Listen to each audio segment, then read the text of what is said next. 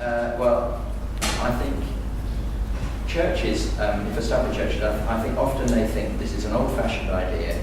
It used to work, large-scale sort of Billy Graham type, large-scale, call in an evangelist. He does a big, tent mission or something like that.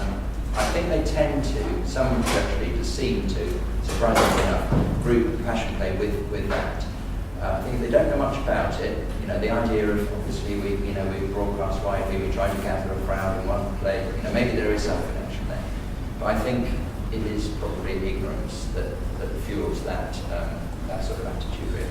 That's the main, apart from, I suppose that's the main challenge we've had with churches. The other one, as mentioned, is about budget, which is always an issue.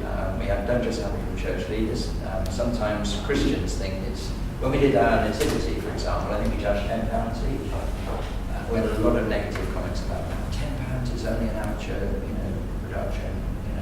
I think there's a prevailing attitude, again, speaking generally and possibly about myself as well. As Christians, we think, well, why should we have to pay for something? Why do we have to pay? The church should provide it. It should be put on for us.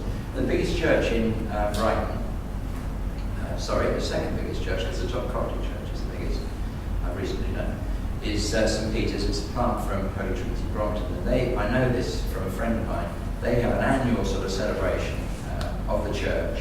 They put on a party and they charge, I think it's something like £5 a head for the church people to come. They have so much negative about that. Why do we have to pay? The church should be... So there's this prevailing attitude, I think, about money within the church. I'm being really honest now. And I think that's just something we have to overcome. And actually, this is a unique event that takes place at Easter in Brighton. And in one sense, even if it cost £1 million, it's worth it. Because nothing else gives us, as Christians, the profile that the Passion Play does. Nothing else stops people in their tracks. Nothing else, we were right in the middle of Brighton last time, not on the beach, unfortunately, but people were just walking by and coming in. It's visually it has such an impact. I think from the media, it's the sort of fairly typical, sort of basher Christian type attitude initially, and going for the headlines, the gory, gruesome sort of headlines.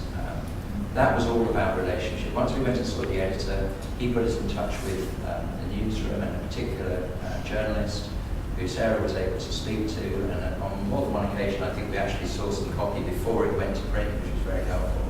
Because again, it's ignorance. The editor explained to us on a local paper, the journalists are mainly young guys cutting their teeth, and they're finding their way. And of course, they don't have, because they're young in the way that things are in the world these days, they don't have any experience of church.